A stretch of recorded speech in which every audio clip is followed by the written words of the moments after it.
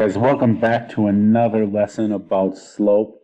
And this one is we're going to take the idea of the slope that we've had in the previous lessons and apply it to this new equation that we have, where we have y equals mx plus b.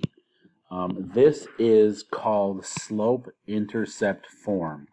The reason that it is called slope-intercept form is because from this equation, if your equation is written as y equals mx plus b, from this equation you can get the slope of a line and you can get the intercept of a line. And this is going to be the y-intercept of that line. So a couple bits of information that we have. Let me get my highlighter quick. So if we look at this part, the m, anywhere in that, if that is going to be your,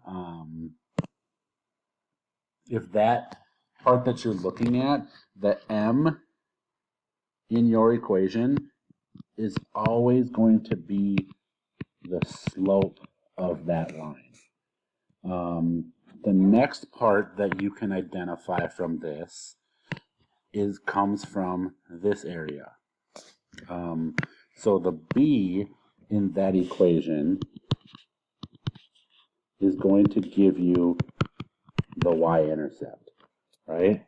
So if you have the equation like y equals 3x plus 4, the information that you can get from that is that your slope, again, your slope is the yellow part, and your y-intercept is the green part, right? So the slope that you're going to get from this, your m, comes from right there. So the slope of this line is going to be 3, or if you write it as a fraction, it's going to be 3 over 1. And the intercept, the y-intercept from this equation comes from here, which in this case is going to be 4. Let's look at a different one. What if we have y equals 3/5 x minus 7? What is the slope? The slope in this case, again, is the part that comes right before the x. So our slope is 3/5.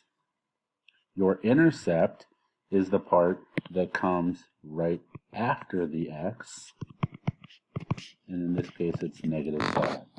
Okay, so today what you guys are going to be doing is you're going to be looking at some equations that are in the form of y equals mx plus b, and you will need to identify what is the slope and what is the y-intercept. As always, if you have any questions, please either unmute yourself and ask, or type an email or a Schoology message, and I'll get back to you and try to help you as much as I can.